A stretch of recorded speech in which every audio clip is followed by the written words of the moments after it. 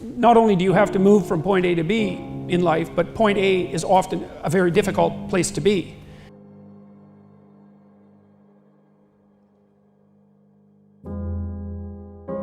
Because we're fragile and bounded and mortal and limited, and because we know that.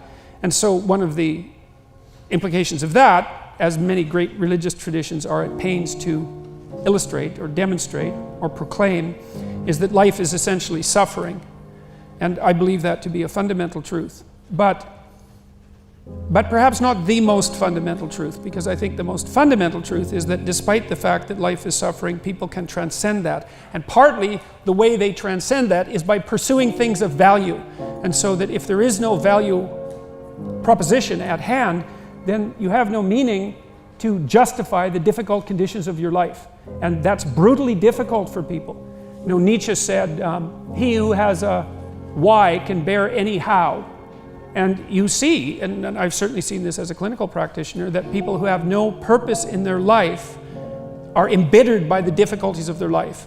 And they become first bitter, and then resentful, and then revengeful, and then cruel. And there's plenty of places to go past cruel. That's just where you start if you're really on a downhill path. Well, if you're going to pursue something of value, because you're a social creature, you're going to pursue that thing of value in a social space, and that means you're going to compete and cooperate with people around you in the pursuit of that value. And what that inevitably means is that, given that the pursuit of anything valuable is going to be a collective enterprise, that you're going to produce a hierarchy, or maybe more than one hierarchy, but at least a hierarchy of competence in relationship to that pursuit. So it doesn't matter what you decide to pursue, you and other people vary in your ability to manage that pursuit effectively and efficiently. And so there's going to be a hierarchy of people, from those who are very good at the pursuit. Maybe it's pole vaulting, maybe it's delivering massages, maybe it's delivering groceries, maybe it's setting up an enterprise. It doesn't matter.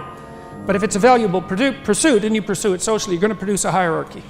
And the hierarchy is going to be one of competence. And so if you're going to pursue value, then you're going to construct a hierarchy. And then there's an implication from that, which is that if you construct a hierarchy, most of the people within that hierarchical structure are a minority of people are going to be fantastically successful at the pursuit, and a very large number are going to stack up at the bottom.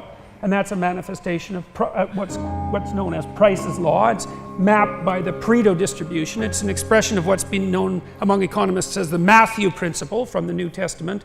To those who have everything, more will be given. From those who have nothing, everything will be taken away. And it's an iron law of the distribution of success in hierarchy. So if you're going to have value and you're going to have hierarchy, then you're going to have inequality. And that's a problem. Well, we need the hierarchies. And that's self-evident as far as I'm concerned, given that set of propositions, because if you're going to pursue something of value, which you have to and need to, then you're going to produce a hierarchy. So if you demolish the hierarchies, you demolish value itself, and that's not a tenable move. Yeah, but you have to be very careful with your hierarchies, because they tend towards inequality of distribution. That's one problem. Once they're established, they always also tend to a form of tyranny, because once a hierarchy of competence has been established, it can be invaded by people who use power as the means to attain status in the hierarchy. And that can corrupt and destroy even the entire hierarchy. So you have to be on guard for that.